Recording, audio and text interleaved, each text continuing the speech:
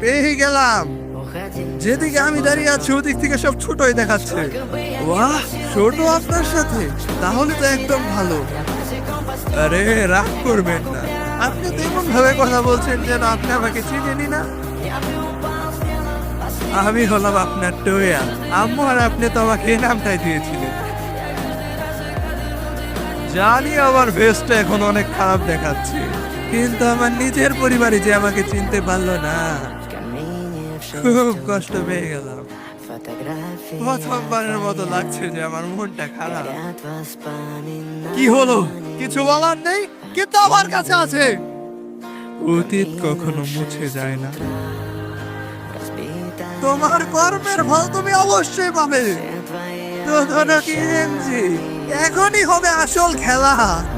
যে জাহান্নামের জীবনে আমি এতদিন ছিলাম, এখন এখন আপনি আসবেন। কি বলেন ড্যাড?